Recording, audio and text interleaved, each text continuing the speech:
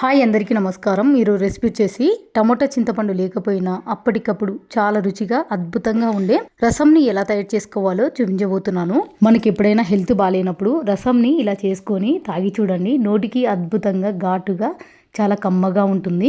మీరు కూడా రసంని ఇలా తయారు చేసుకున్నారంటే మీ ఇంట్లో వాళ్ళందరూ మళ్ళీ మళ్ళీ చేయమని అడుగుతారు. అంత బాగుంటుంది. ఫ్రెండ్స్ మళ్ళీ తప్పకుండా ట్రై చేయండి. సింపుల్గా టేస్టీగా తయారు చేసుకునే రసంని ఎలా తయారు చేసుకోవాలో వీడియోలోకి వెళ్ళి చూసేయండి.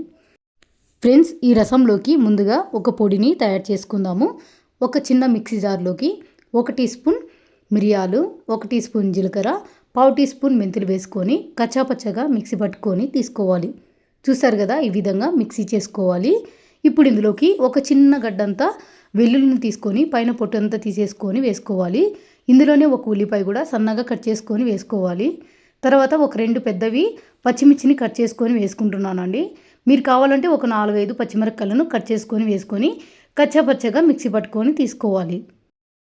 చూసారు కదా, ఈ విధంగా కచ్చాపచ్చగానే మిక్సీ పట్టుకొని తీసుకోవాలి. మరి మెత్తగా అయితే వేసుకోవద్దండి. ఇలా మిక్సీ పట్టుకున్న ఇదంతా ఒక బౌల్లోకి తీసేసుకోవాలి. ఇలా మిక్సీ పట్టుకున్న మిశ్రమం అంతా గిన్నెలోకి వేసుకున్న తర్వాత ఇప్పుడు ఇందులోకి ఒక 4 నుంచి 5 గ్లాసుల వరకు నీళ్ళైతే పోసుకోవాలి. ఇలా నీళ్ళు పోసుకున్న తర్వాత ఇప్పుడు ఇందులోకి రుచి తగ్గట్లు సాల్ట్, అలాగే ఒక 1/4 టీ స్పూన్ పసుపు, కొంచెం కొత్తిమీర కూడా కట్ చేసుకొని వేసుకొని ఇలా కొత్తిమీర కూడా వేసుకున్న తర్వాత అంత ఒకసారి బాగా కలిసేలాగా కలుపుకోవాలి. ఇలా కలుపుకున్న తర్వాత ఈ గిన్నెని స్టవ్ మీద పెట్టుకొని స్టవ్ ఆన్ చేసుకోవాలి. ఇప్పుడు ఇందులోకి ఒక 1/2 టీ స్పూన్ ధనియాల పొడి వేసుకొని కలుపుకొని మీడియం ఫ్లేమ్లో ఇదంతా బాగా మరిగించేసుకోవాలి. ఈ రసంని బాగా ఒక 10 నిమిషాలన్నా మరిగించుకోవాలి.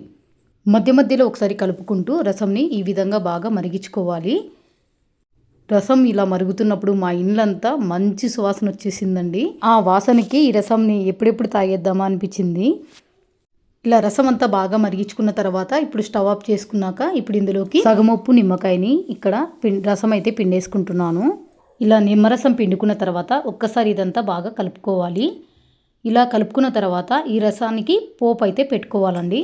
పోపు పెట్టుకోవడం కోసం స్టవ్ మీద ఒక చిన్న కడాయిలోకి కొంచెం నూనె అయితే వేసుకున్నాను. ఒక 2-3 టేబుల్ స్పూన్లు అయితే సరిపోతుందండి. ఇలా నూనె వేసుకున్న తర్వాత మంట లో ఫ్లేమ్లో పెట్టేసుకొని ఇందులోకి పోపు దినుసులు వచ్చేసి ఆవాలు, జీలకర్ర, మినపప్పు, శనగపప్పు, ఎండుమిర్చి వేసుకొని మంచిగా ఫ్రై చేసుకోవాలి. ఇలా పోపు దినుసులన్నీ బాగా ఫ్రై అయిన తర్వాత ఇందులోకి ఆఖరిగా కొంచెం కరివేపాకు కూడా వేసుకొని కలుపుకొని స్టవ్ ఆఫ్ చేసుకోవాలి. ఇలా రెడీ చేసి పెట్టుకున్న ఈ పోపుని ముందుగా తయారు చేసి పెట్టుకున్న రసంలోకి పోపు అయితే వేసుకొని ప్లేట్ మూసి పెట్టేసుకోండి. ఇలా పోపు అంతా రసంలోకి వేసుకున్నాక ఇప్పుడు అంతా ఒకసారి బాగా కలిసేలాగా కలుపుకోవాలి. అంతేనండి, టమోటా చింతపండు లేకపోయినా అప్పటికప్పుడుకి చాలా రుచిగా అద్భుతంగా ఉండే రసం అయితే రెడీ అయిపోయిందండి. తప్పకుండా ఒకసారి ట్రై చేసి చూడండి. ఎన్ని పచ్చళ్ళు కూరలు ఉన్నా కానీ రసంతో తిన్న ఫీలింగే వేరు, ఆ రుచే వేరు. మీలో రసం అంటే ఎంతమందికి ఇష్టమో కామెంట్ చేయండి. మీరు కూడా ఈ రసంని ఇంట్లో ట్రై చేసుకొని ఎలా కుదిరిందో నాతో కామెంట్లో షేర్ చేయండి. ఫ్రెండ్స్ మరి వీడియో నచ్చితే లైక్ చేయండి, షేర్ చేయండి, అలాగే ఛానల్ని సబ్స్క్రైబ్ చేసుకోండి. ఇంకా ఇలాంటి రెసిపీస్ కోసం పక్కనున్న బెల్ ఐకాన్ని యాక్టివేట్ చేసుకోవడం మాత్రం మర్చిపోకండి. Thank you for watching.